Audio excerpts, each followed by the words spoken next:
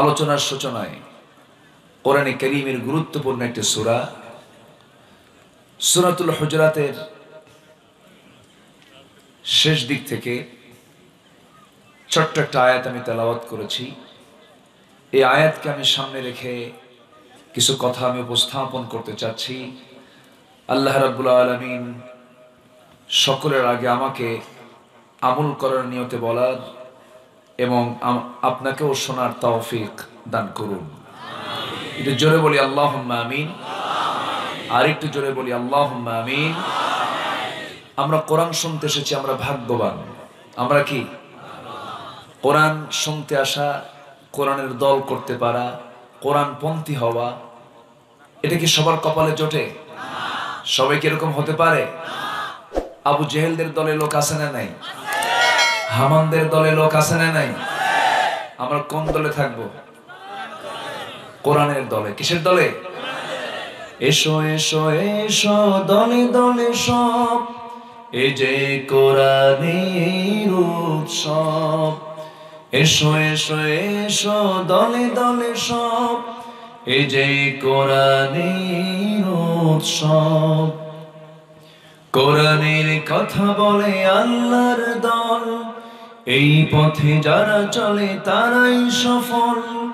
এই পথে এত বাধা ছিল না জানা, আল্লাহুম্মা ইয়াসসির লানা উমরানা, আল্লাহুম্মা ইয়াসসির লানা উমরানা। আর নয় হানাহানি, শান্তি দে চাই, সত্য ন্যায়ের কথা তাদের শোনাই।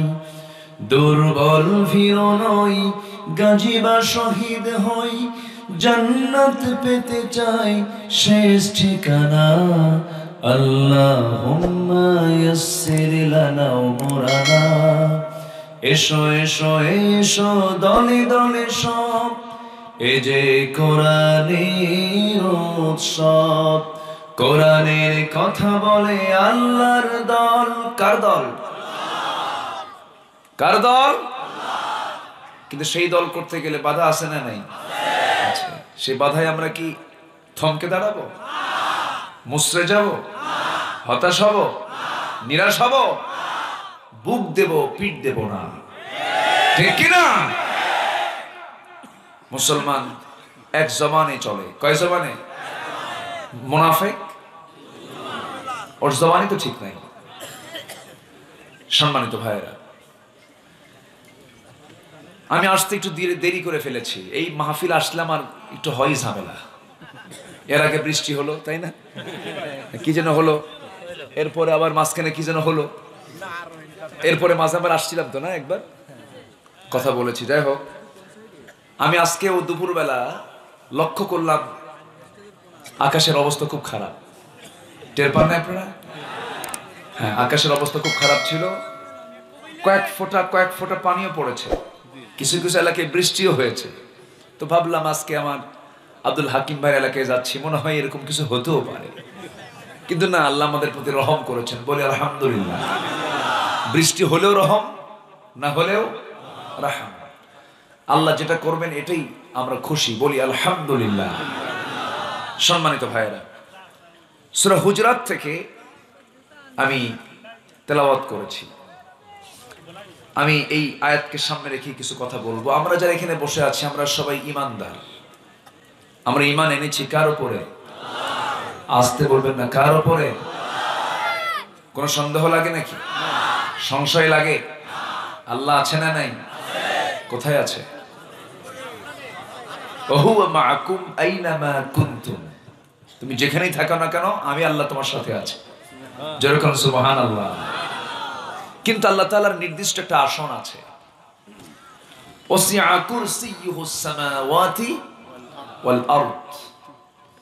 তিনি আরশ আজিমে সমাসীন থাকেন। তবে প্রত্যেক আধারে রাতে 12টার পর তিনি প্রথম আসমানে চলে আসেন। একটু আসতে বলি সুবহানাল্লাহ। আমি সাড়া না দিলেও আমাকে সাড়া দেন কে? বলেন, আমাকে সাড়া দেন কে? আমি না ডাকলেও আমাকে ডাকার জন্য আমাকে উদ্বুদ্ধ করেন কে? পৃথিবীর মানুষকে আপনি 10 বার ডেকে অবহেলিত হতে পারেন, একবার, দুবার, তিনবার যত বেশি ডাকবেন অবহেলিত হতে পারেন, কিন্তু আমার আল্লাহকে একবার ডাকলে আর তার চেয়ে বেশি খুশি। সুবহানাল্লাহ। পৃথিবীর কোন বাড়িতে মেহমান হয়ে একদিনের উপরে 2 দিন 3 দিন থাকলে কি মহব্বত কমে না বাড়ে?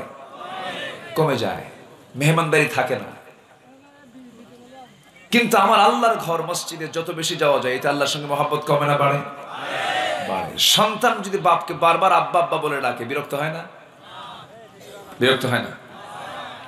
বারবার সন্তান আব্বা আব্বা বলে ডাকতেছে, অনেক সময় বিরক্তি চলে আসে। কিন্তু আমার আল্লাহকে যে বান্দা যত বেশি ডাকে, আল্লাহ খুশি না বেজার? খুশি হয়। এটাই হলো মানে বান্দার এবং আল্লাহর মধ্যে তফাৎ। মানুষকে ডাকলে বারবার বিরক্ত হয়, আর আল্লাহকে বারবার ডাকলে খুশি হন। তিনি আমার কে? তিনি আমার কে? আল্লাহ। সে আল্লাহর প্রতি বিশ্বাস পুরোপুরি থাকতে হবে, আংশিক রাখলে হবে না। আল্লাহ আছেন না নাই? তার পরিচয়টা যদি আমরা জানতে চাই, গোটা কোরআনকে যদি 3টি ভাগে বিভক্ত করা হয়, একটি ভাগ হলো তাওহীদ, আরেকটা হলো রিসালাত, আরেকটা হলো আখিরাত। তাওহীদ মানে হলো ওয়াহদানিয়াত, আল্লাহর পরিচয়। 30 পারার 10 পারায় আছে আল্লাহর পরিচয় নিয়ে কথা। রিসালাত নিয়ে 10 পারায় কথা আছে, আখিরাত নিয়ে 10 পারায় কথা আছে। এরপরেও এই পৃথিবীর যত জ্ঞান বিজ্ঞান আছে, সমস্ত জ্ঞান বিজ্ঞানের মূল উৎস হলো আল্লাহর কালাম কোরআনে কারীম। জোরে বলি সুবহানাল্লাহ। আপনি কোন জ্ঞান আহরণ করতে চান? কি ধরনের জ্ঞান আপনি পেতে চান? আপনার কি সমস্যাগুলো আছে, সকল সমস্যাগুলো উপস্থাপন আপনি কোরআনের সামনে করুন। কোরআন সমস্ত সংকট সমাধানে অক্ষম না সক্ষম? অক্ষম না সক্ষম? আংশিক সক্ষম না পুরোপুরি সক্ষম? পুরোপুরি সক্ষম। আল্লাহ রাব্বুল আলামিনের মধ্যে সবকিছু বলে দিয়েছেন। আমরা একটা সূরার নাম শুনেছি, সূরা ইয়াসিন। গোটা কোরআনের দিল যে সূরাটাকে বলা হয়, আল্লাহ রাব্বুল আলামিন এই সূরার দামটা কেন বানায় দিলেন? এই সূরার মধ্যে গবেষণার কথাগুলো বেশি আছে। সৌরজগৎ নিয়ে কথা আছে, আবার আখিরাত নিয়ে কথা আছে, বিচার নিয়েও কথা আছে। আল্লাহ রাব্বুল আলামিন এই সূরার শুরুতে কোরআন সম্পর্কে একটা বিশেষ পরিচয় দিয়েছেন। কোরআনে কারীমের বিভিন্ন জায়গায় বিভিন্ন সূরার শুরুতে কোরআন সম্পর্কে আল্লাহ রাব্বুল আলামিন আগে বক্তব্য দিয়েছেন। এই জায়গায় তিনি কি বলছেন? ইয়াসিন ওয়াল কুরআনিল হাকীম ইন্নাকা লামিনাল মুরসালিন আলা সিরাতিম মুস্তাকিম। জোরে বলি আল্লাহু আকবার। কোরআন হলো বিজ্ঞানময় একটি কিতাবের নাম, সায়েন্সের কিতাব এটা। হোল সায়েন্স, এই পৃথিবীতে যত জ্ঞান বিজ্ঞান আছে, সমস্ত জ্ঞান বিজ্ঞানের মূল উৎস হলো কোরআন। আমার বন্ধুগণ, আজকে আমরা অনেকেই বলি যে বিজ্ঞান অনেক ডেভেলপ হয়েছে, সায়েন্স টেকনোলজির অনেক ডেভেলপ হয়েছে। এই যে অনেক ডেভেলপটা হলো, উন্নত যে হলো, সমস্ত কিছু রিসার্চের মূল হলো আল্লাহর কালাম কোরআনে কারীম। পশ্চিমারা কোরআনকে নিয়ে যে গবেষণা করে না, তা কিন্তু না। তারা গবেষণা করে একরকম, আর আমাদের গবেষণা হলো আরেক রকম। তাদের গবেষণা হলো কোরআনের মধ্যে তারা সৌরজগৎ নিয়ে স্টাডি করে, তারা কোরআনকে নিয়ে সমুদ্র জগৎ নিয়ে স্টাডি করে, তারা অস্ত্র, তারপরে সামরিক শক্তি, এগুলোকে ডেভেলপ করার জন্য কি কি পথ আছে, এগুলো নিয়েও তারা কোরআনকে সামনে রেখে রিসার্চ করে। হয়তো আশ্চর্য হবেন যে তারা কোরআনকে নিয়ে রিসার্চ করবে কেন? কোরআন কি তাদের না আমাদের? এটা হয়তো ভাববেন, কিন্তু কোরআন কি শুধু মুসলমানের? আজ থেকে মুসলমানের? সূর্যের আলো কি শুধু মুসলমান পায় না সবাই পায়? তাহলে এটা এমন একটা কিতাব, এই কিতাব মানলে সবাই এর কল্যাণ পাবে। যেরকম সুবহানাল্লাহ, সবাই এর কল্যাণ পাবে। যদি আমেরিকায় যদি যাকাত চালু করে, সেখানে সুখ আসবে না? শান্তি আসবে না? আসবে। এমনকি বারাক ওবামা বলেছিল মিশরের একটা সফরে যে আমি ক্ষমতায় ঠিক মতো টিকে থাকলে পরে আমার দেশে আমি যাকাতের ব্যাপারে ব্যবস্থা নেব, এরকম জাতীয় একটা কথা আমার মনে পড়ে। এরকম একটা কথা উনি ফার্স্ট টাইমে বলেছিলেন। তো বিষয়টা হলো যে ইসলাম অকল্যাণ চায় না কল্যাণ চায়? বলেন, ইসলাম অকল্যাণ চায় না কল্যাণ চায়? কল্যাণ চায়। ইসলাম কার? আসতে বলবেন না, কার? আল্লাহ। কোরআন হচ্ছে বিজ্ঞানময় একটি কিতাবের নাম। এই সূরা ইয়াসিনের মধ্যে আল্লাহ রাব্বুল আলামিন এই সূর্য নিয়ে, চন্দ্র নিয়ে কথা বলেছেন। অথচ কোরআনকে দিয়ে আমরা নামাজ পড়ি, নামাজ পড়ি না? শুধু নামাজের জন্য যদি কোরআন নাজিল হতো তাহলে সূর্য চন্দ্র কোনো কথার দরকার আছে এর মধ্যে? নাই তো। কিন্তু আল্লাহ কেন বললেন, কেন জানিয়ে দিলেন এইগুলো তথ্যগুলো? পৃথিবীতে যত জ্ঞান আছে সমস্ত জ্ঞান সবকিছু যখন শেষ হয়ে যাবে তখন কোরআনের জ্ঞান শুরু হবে। যেরকম সুবহানাল্লাহ। বিজ্ঞান দিয়ে কোরআন যাচাই হবে না কোরআন দিয়ে বিজ্ঞান যাচাই হবে? কোরআন দিয়ে বিজ্ঞান যাচাই হবে। আল্লাহ রাব্বুল আলামিন বলেন সূরা ইয়াসিনের ভিতরে সুন্দর করে বলছেন, লাশ-শামসু ইয়ানবাগি লাহা আন তুদরিকাল কমারা ওয়ালাল-লাইলু সাবিকুন নাহার ওয়া কুল্লুন ফি ফালাকিন ইয়াসবাহুন। সূর্যের ক্ষমতা নাই চন্দ্রকে টপকে যায়, চন্দ্রেরও ক্ষমতা নাই সূর্যকে টপকে যায়। প্রত্যেকটা সৃষ্টি তার নিজ নিজ কক্ষপথে পরিভ্রমণ করছে। জোরে বলে সুবহানাল্লাহ। আমার ভাইয়েরা, দিনের বেলা আকাশে সূর্য দেখা যায়, রাতের বেলা আকাশে কি দেখা যায়? চাঁদ দেখা যায়। সূর্যের আলো আছে না নাই? সূর্যের তাপ আছে না নাই? চাঁদের আলো আছে নাকি? আলোটা আছে চাঁদের, কিন্তু চাঁদের নিজস্ব কোনো আলো, নিজস্ব কোনো আলো নাই। চাঁদ নিজস্ব কোনো আলোতে চলতে পারে না। অন্যের আলোতে চাঁদ আলোকিত হয়ে যায়। চাঁদের যে নিজস্ব কোনো আলো নাই, আমরা সাধারণভাবে সায়েন্সের বইগুলোতে পেয়েছি। বিজ্ঞান যারা পড়েছি তারা সায়েন্সের বইগুলোতে আমরা পেয়েছি চাঁদের নিজস্ব কোনো আলো নাই। বিজ্ঞান এটাকে প্রমাণ করেছে।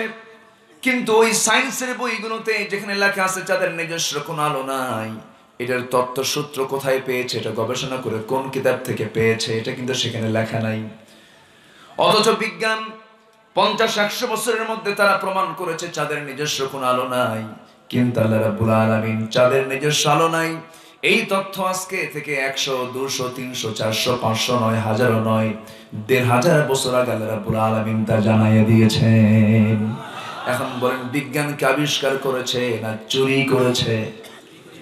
বলেন বলেন, কি করছে? চুরি করছে। তথ্য চুরি করে আবার তথ্যের কথা বলেও নাই, কোথায় পেয়েছে এটা? আল্লাহ রাব্বুল আলামিন সুন্দর করে সেই ব্যাপারে বলছেন। যারা পারেন ঠোঁট মিলিয়ে মিলিয়ে বলুন, তাবারাকাল্লাযী জাআলা ফিস সামাই বুরুজাহু ওয়া জাআলা ফীহা সিরাজাও ওয়া কমারাম মুনীরা। অতীব পবিত্রময় সেই মহান সত্তা যিনি আকাশে বুরুজ গ্রহরাজি সৃষ্টি করেছেন, আর তাতে রেখেছেন একটা প্রদীপ্ত আলো সূর্য, আর রেখেছেন আলো বিকিরণকারী চাঁদ। অর্থাৎ চাঁদের নিজস্ব কোনো আলো নাই। জোরে বলে সুবহানাল্লাহ। আমার কথা কি বোঝা গেল? আচ্ছা, আমি যদি শুধু সায়েন্স নিয়ে যদি কথা বলি, শুধু বিজ্ঞানের সঙ্গে কোরআনটা, কোরআনের সঙ্গে বিজ্ঞানটা যদি মিলায় নেই, দেখবেন বিজ্ঞান হালে এসে বলতেছে এই কথাগুলো কোরআন কত আগে জানিয়ে দিল। অতএব বিজ্ঞানের চিন্তার পরিবর্তন হতে পারে, কিন্তু কোরআন যে চিন্তা দিয়েছে এই তথ্যের কোনোদিন কেউ পরিবর্তন করতে পারবে না। জোরে বলি সুবহানাল্লাহ। সব আছে এর ভিতরে, কি চান আপনি? তবে এর মধ্যে মনে হয় রাজনীতিটা নাই। ও আছে, আছে, এর মধ্যে রাজনীতি আছে। সংসদ নিয়ে কোনো কথা আছে কি? সংসদ নিয়ে, সংসদের কথাও আছে। দল দল মনে বাদ পড়ছে একটু। দল আছে, দল আছে, আসতে কোন কোন দল আছে, সংসদ আছে, রাজনীতি আছে। আমার দেশের বহু আলেম ওলামা, আমার নবীজি যে রাজনীতিবিদ ছিলেন, এই কথা বলতে তাদের মানসিক রোগ দেখা যায়। আছে না নাই? এটা মানসিক রোগ না, এটা ইমানের রোগ। এটা কিসের রোগ? আবু জেহেল অথবা সাইব আবুল হাবরা রাষ্ট্র চালাবে আর রাসূল তার নাগরিক হয়ে থাকবেন, এটা হতে পারে না।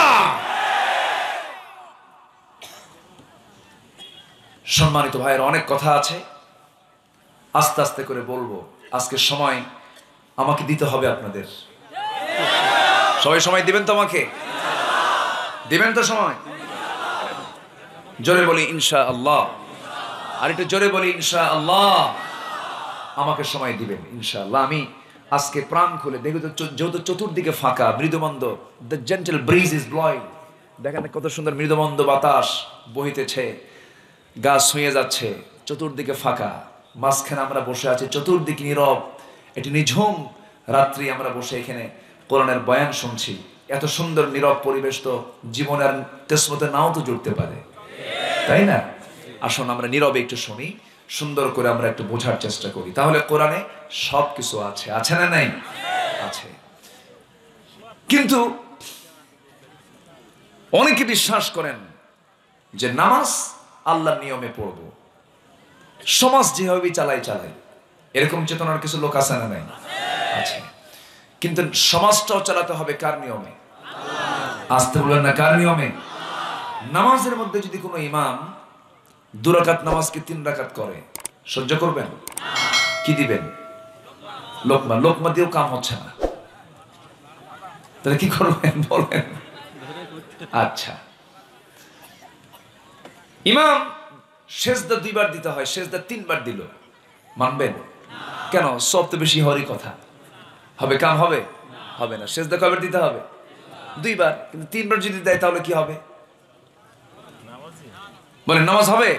হবে না। সেই সময় মুসল্লির দায়িত্ব কি? লোকমা দেওয়া। লোকমাতেও কাজ হয় না, তাহলে কি করবেন? হ্যাঁ, নাকি নাকি বললো? আচ্ছা আচ্ছা, যাই হোক, যেটাই হোক, আপনাদের সাতক্ষীরা ভাষার মধ্যে একটা মজা আছে, বলি আলহামদুলিল্লাহ। আমার এক লোক বলতেছে, হুজুর খেয়ে যাবেন বলো, খেয়ে যাবেন বলো। বলো শব্দটা এক্সেস বলে না? বলে। আবার যশোরের লোক আবার বলে, মানে খাওয়ার পরে আসতেছি, খেপ পরে আসে। কি খেপ পরে আসে? এটা শর্টে মারে। ভাষার মধ্যে, প্রত্যেক ভাষার মধ্যে একটা মজা আছে। হ্যাঁ, যশোর অঞ্চলে এই কথাগুলো বলে। কুষ্টিয়াতে আবার আরেকটা টান মারে। পদ্মার ওই পারে গেলে কি বা আসা, ভাত খাইছাও, একটা আলাদা টান মারে, তাই না? এরকম করে কত টান যে আছে এই বাংলার ভিতরে। এতগুলো ভাষা, এত ভাষা কে দিয়েছেন বলেন তো? আল্লাহ যে আল্লাহ, আল্লাহ যে মহান জ্ঞানী, এই ভাষাই তো তার প্রমাণ। সুবহানাল্লাহ বলেন। পৃথিবীতে 4,500 ভাষা, 4,500 ভাষা। আমার দেশের ভাষা তো আমি আপনি বুঝি না অনেকটা। চিটাগাঙ্গে যান, দেখেন কি বুঝেন, কোনো বোঝারই কায়দা নাই। এই যে বসে আছেন না উনি, হয়তো আপনি বলবেন এই জায়গায় ভাই বসেন, ইক্কে বইয়ন, কি কথা বুঝতেছেন আপনি? আন্নে খড়ে, আন্নে খড়ে মানে কি জানেন? আপনি কোথায়? আন্নে খড়ে, বোঝার কোনো কায়দাই নাই। এরপরে সিলেট তো আরো জটিল। কোন কোন এলাকায় শব্দই চেঞ্জ হয়ে গেছে। রংপুরে র নাই, বাড়ি কোথায় অংপুর। সিরাজগঞ্জে দুন্দর সময়, বাড়ি কোথায় হিরাজগঞ্জ। তারপরে নোয়াখালীতে প নাই, পানিকে হানি বলে। আল্লাহ পাক হয় না, আল্লাহ ফাঁক। আল্লাহ ফাঁক বলেন। মনে মনে ভাবলাম যে এই বক্তা যদি উত্তরবঙ্গে যায় অথবা যদি কুষ্টিয়া মেহেরপুরের দিকে যায় তাহলে তো মানুষ হাসবে, কিন্তু না, তাদের ভাষার মধ্যে তারা মজা পায়। আলহামদুলিল্লাহ বলেন। তবে বাংলার প্রকৃত মজা, বাংলার প্রকৃত ভাষা এই যশোর বেল্টের মানুষই লালন করে। আলহামদুলিল্লাহ বলেন। খুব সুন্দর ভাষা আপনারা কথা বলতে পারেন, এটা আল্লাহর নিয়ামত। রাসূল নিজে বলেছেন, নাহনু আফসাহুল আরব, আমি হলাম শ্রেষ্ঠ আরবি শুদ্ধভাষী একজন মানুষ। আপনিও বুক উঁচু করে বলতে পারবেন, আমি একজন সবচেয়ে সর্বোচ্চ বাংলা শুদ্ধ বললে একজন মানুষ। আলহামদুলিল্লাহ। এটা ভালো, আলহামদুলিল্লাহ, এটা ভালো। সম্মানিত ভাইয়েরা, সূরার নাম কি বলেছিলাম বলেন তো? সূরাতুল হুজরাত। সূরাতুল হুজরাত। সূরাতুল হুজরাত যদি এই জাতির প্রত্যেকটা সিলেবাসে, শিক্ষা প্রতিষ্ঠানে যদি সূরা হুজরাত বাধ্যতামূলক করা হতো, তাহলে মাহফিলের মঞ্চে বক্তার সামনে থেকে মাইক কেউ টান দিত না। আমার কথা কি বুঝতেছেন? সূরা হুজরাতের এই সিলেবাসটা যদি প্রত্যেকটা শিক্ষাঙ্গনে যদি জারি থাকতো, নাসিরের মতো মানুষ অন্যের বউ ভাগা নিয়ে বিয়ে করতো না। কি আমার কথা কি বুঝতেছেন আমার কথাগুলো? আচ্ছা, সূরা হুজরাতের মতো এই আয়াত যদি, সূরাটা যদি শিক্ষাঙ্গনে যদি বাধ্যতামূলক করে দেওয়া হতো, তনুকে ধর্ষণ করা হতো না। আনুষ্কা দিহানদের মতো এরকম নিকৃষ্ট ইতিহাস বাংলার জমিনে তৈরি হতো না। তাহলে যে সংকট তৈরি হয়েছে, সেই সংকটের মূল কারণ হলো সমাজে কিসের শিক্ষা নাই? আসতে হলো না, কিসের শিক্ষা নাই? আবার হিফজ মাদ্রাসায় কিছু প্রবলেম আছে।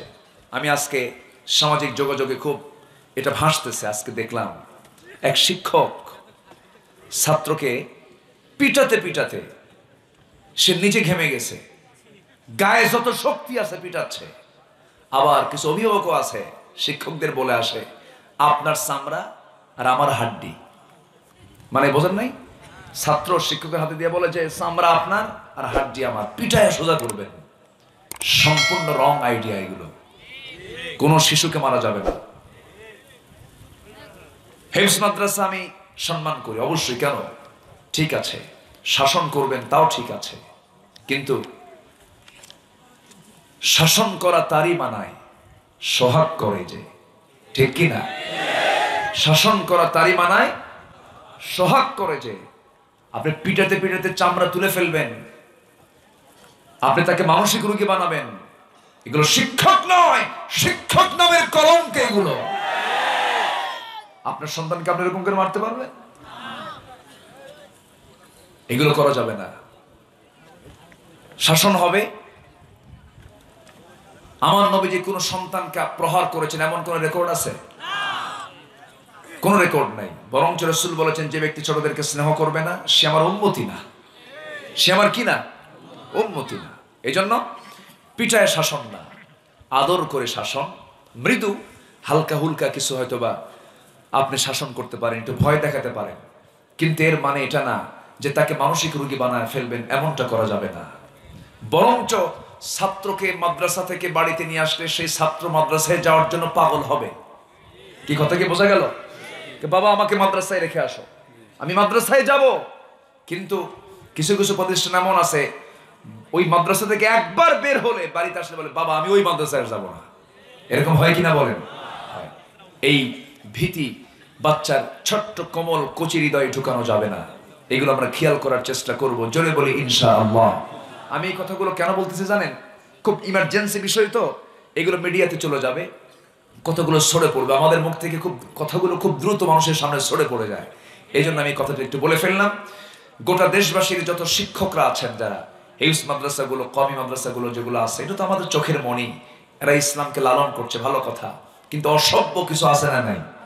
আচ্ছা, এই অসভ্যদের জন্য এই গোটা সুনামকে তারা ম্লান করে ফেলে, নষ্ট করে ফেলে। আল্লাহ তুমি তাদেরকে বোঝার তৌফিক দিয়ে দাও, জোরে বলি আল্লাহুম্মা আমিন। আরো জোরে আল্লাহুম্মা আমিন। তাহলে কোরআন শিক্ষার দরকার সবার আগে না সবার পরে? সবার আগে না সবার পরে? সূরা হুজরাত আদব শিখায় না বেয়াদব শিখায়? আদব শিখায়।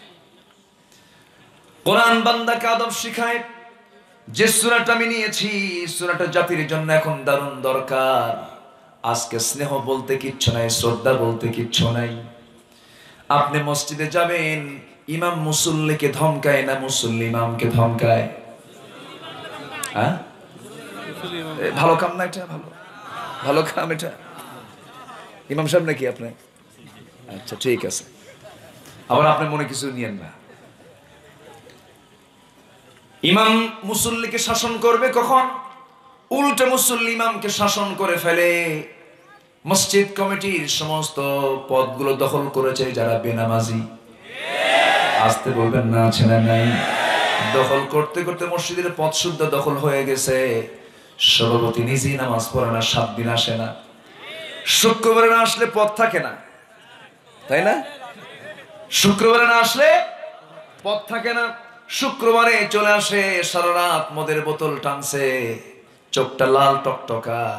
মসজিদের দিকে যখন রওনা দেয়, মসমসা লুঙ্গি আর খদ্দরের পাঞ্জাবি, প্রথম কাতারে মোসাক্কান হাইব্রিড জাতের আছে না, 2-2.5 ইঞ্চি মোটা মোসাক্কান নিয়া চোখ লাল টকটকে বানাইছে। কি খাইছে? মদ খেয়েছে। প্রথম কাতারে বসে ইমাম সাহেবকে লক্ষ্য করে বলে, ইমাম সাহেব সাবধানে ওয়াজ করেন, মামলা কিন্তু রেডি। আমার ভাইয়েরা, এই হলো সামাজিক চিত্র। চলে যান কলেজ ইউনিভার্সিটিতে, শিক্ষক ছাত্রকে শাসন করবে কখন? বরঞ্চ ছাত্র শিক্ষকের রুমে যখন ঢোকে, শিক্ষক ভয়ে চেয়ার থেকে দাঁড়ায় বলে, বাপ তুই যা বলবি তাই হবে। কেউ কাউকে মানে না। বাড়িতে সন্তান তার বাপকে মানে না, সন্তানকে শাসন করতে আসে। বাবা তোর ঘরের মধ্যে ঢুকে বালিশ টান দিয়ে দেখলাম পিস্তল, তুই কি করতেছিস? এগুলো বাবা, এগুলো করা যাবে না। প্রচন্ড খেপে গেছে ছেলে, বাপ শাসন করে চলে গেছে। কিছুক্ষণ পর মার ঘরে গিয়ে বলতেছে, মা রান্না ঘরে। এখন ওই সন্তানটা হাতে পিস্তল হাতের মধ্যে নিয়ে মার কাছে গিয়ে বলে, মা এই যে পিস্তল, তুমি দেখছো নাকি আমার বাপ ঘরের মধ্যে যে আমারে শাসন করে, আব্বা যদি বেশি বাড়াবাড়ি করে পিস্তল দিয়ে আব্বারে আগে সাইজ করুক। কি আছে না নাই? আসতে বলবেন না, আছে না নাই? এই আদব আখলাক গুলো চলে গেল কেন? আজকে একজন ইউনিভার্সিটির প্রফেসরকে কেন বৃদ্ধাশ্রমে থাকতে হয়? সন্তান কেন তাকে দেখে না? আমার দেশে বৃদ্ধাশ্রম গড়ে উঠবে কেন? বৃদ্ধাশ্রম তো সেই দেশে গড়ে উঠবে যে দেশে বাপ মার কোনো রাইট নাই, ঠিক কিনা? আমেরিকায় বৃদ্ধাশ্রম হতে পারে, ইউরোপে হতে পারে, তাদের বাপ ঠিক নাই। তাদের কি ঠিক নাই? অধিকাংশই জারজ, বাবার উৎসগুলো তারা খুঁজে পায় না, সেই জায়গায় বৃদ্ধাশ্রম গড়ে উঠবে। কিন্তু আমার দেশে বৃদ্ধাশ্রম কেন গড়ে উঠবে? আমার দেশে বৃদ্ধাশ্রম গড়ে ওঠার পেছনে মূল কারণ অন্য কিছু নয়। আজকে আমার দেশে প্রকৃত কোরআনের শিক্ষা থেকে জাতিকে বঞ্চিত রাখা হয়েছে, ঠিক কিনা? অথচ কোরআন বলে দিচ্ছে কি, তোমার আব্বা আম্মা যখন বুড়া হয়ে যাবে সেই সময় তোমরা তার খেদমত শুরু করে দেবে। কারণ বাপ মা যখন ইয়াং, তুমি তখন বুড়া। বুড়া মানে শিশু। বুড়া মানে কি? শিশু। বুড়া শিশু না? আমরা ছোট বাচ্চাদের কি বলি? শিশু কই না তো, আদর করে কি বলি? বুড়ি বলি না? বুড়ি না? দাঁত নাই, দাঁত ওঠে নাই, তখন আমরা কি বলি? বুড়ি বলি। আমার ভাইয়েরা, আমার আব্বা আম্মা যখন ইয়াং ছিলেন তখন আমরা বুড়ি ছিলাম, আমরা শিশু ছিলাম, বুড়া ছিলাম, নড়াচড়া করতে পারি নাই, তখন আব্বা আম্মা আমার খেদমত করেছেন। আল্লাহ বলছেন, বান্দারে তোর বাপ মা যখন বুড়া হয়ে যাবে, কিবার ইম্মা ইয়াবলুগান্না ইনদাকাল কিবার আহাদুহুমা আও কিলাহুমা, তোমার আব্বা অথবা তোমার আম্মা উভয়জনই যখন বুড়া হয়ে যাবে, সেই সময় তোমার আব্বা আম্মা অনেক অশোভন আচরণ করতে পারে, অনেক কিছু চাইতে পারে, এটা চাইতে পারে, ওটা চাইতে পারে, শিশুর মতো আচরণ করতে পারে, বিছানায় পেশাব পায়খানা করে দিতে পারে। সেই সময় খবরদার, ওয়ালা তাকুল লাহুমা উফ, উফ শব্দটা করবা না। ওয়াকুল লাহুমা কাওলান কারীমা, সুন্দর করে মিষ্টি মিষ্টি নরম নরম কথা বলবা। জোরে কান সুবহানাল্লাহ। এটা কি সুন্নাত হুকুম না ফরজ হুকুম? জোরে বলেন, আরো জোরে। ফরজ হুকুম এটা। আমার ভাইয়েরা, এই সুন্দর কথা পৃথিবীর কোথাও পাবেন না আপনি। কোন ধর্মগ্রন্থেও এমন সুন্দর করে কথা নাই, এমন শ্রেষ্ঠ দোয়া পৃথিবীর কোথাও পাবেন না। আল্লাহর দোয়া বান্দাকে শিখায়া দিয়েছেন। দিল থেকে মন থেকে আব্বা আম্মার জন্য সবাই বলুন, রব্বিরহামহুমা কামা রব্বায়ানি সাগীরা। সবাই বলুন, রব্বিরহামহুমা কামা রব্বায়ানি সাগীরা। এমন সুন্দর দোয়া পৃথিবীর কোথাও খুঁজে পাওয়া যাবে না। আজকে আমার দেশে এমনটা অবস্থা তৈরি হলো কেন? প্রকৃত শিক্ষা থেকে জাতিকে বঞ্চিত করা হয়েছে। আমার ভাইয়েরা, আজকে বেয়াদবি সব জায়গায় শুরু হয়ে গেছে। মাহফিলগুলো শত বছরের ঐতিহ্য লালন করে আসতেছে। একজন আলিম কথা বলবেন কোরআনকে সামনে রেখে, হয়তো দু একটা কথায় হয়তো ভুল হতেও পারে, কিন্তু ভুল ধরার জন্য অবশ্যই সম্মান দিয়ে ভুল ধরার দরকার আছে না নাই? আছে। সুন্দর একটা চিরকুট লিখে দিলেন, অথবা আপনি তাকে সুন্দর হাস্যোজ্জ্বল চেহারা নিয়ে আপনি তাকে বলে ফেললেন, আদব নিয়ে কথা বললেন, এটাই তো ইসলাম বলে দেয়। কিন্তু যে লোক মঞ্চে উঠে আলোচকের সামনের দিকে চেয়ার টান দেবে, মাইক টান দেবে, আমি আমার ভাষায় বলবো, জন্ম ঠিক আছে কিনা সন্দেহ, ঠিক কিনা? ব্যবহার কিসের পরিচয়? এই তো। কষ্ট পাচ্ছেন? কথা বলবো? জোরে বলি ইনশাআল্লাহ। আমার ভাইয়েরা, আমার বন্ধুগণ, যে বেয়াদব তার ঈমান কেমন করে থাকে, যে বেয়াদব সে কেমন করে তার ঈমানটা টিকে রাখবে? আমার নবীজির সামনে আমার নবীজির সাহাবায়ে কেরামকে নিয়ে আলোচনা করছিলেন, দর্শ দিচ্ছিলেন। হঠাৎ করে দুজন সাহাবী আবু বকর এবং ওমর রাদিয়াল্লাহু তাআলা আনহু, নাম শুনেছেন তো? সবাই চিনি না আমরা? দুজনে খলিফা। দুজনে কি? খলিফা, সবচেয়ে দামি মানুষ। আল্লাহু আকবার বলেন। এক মাহফিলে বললাম, ওমরে ফারুককে চিনেন কারা? এক ছেলের সামনে দাঁড়ায় বলে, হুজুর ওমরে ফারুককে চিনি। কি হয়েছে নাকি? আমাদের বাড়ির দোতলায় ভাড়া থাকে। কি কথা কি বোঝা গেল? আচ্ছা, সাইয়েদনা আবু বকর এবং সাইয়েদনা ওমর রাদিয়াল্লাহু তাআলা আনহু, দুজন দামি দুজন সাহাবী। আল্লাহু আকবার। আমার নবীজি দুজনকে নিয়ে এত সুন্দর কথা বলেছেন। একজনকে নিয়ে বলেছেন, কোন সূর্য উদয় হয়নি, অস্ত যায়নি এই পৃথিবীতে।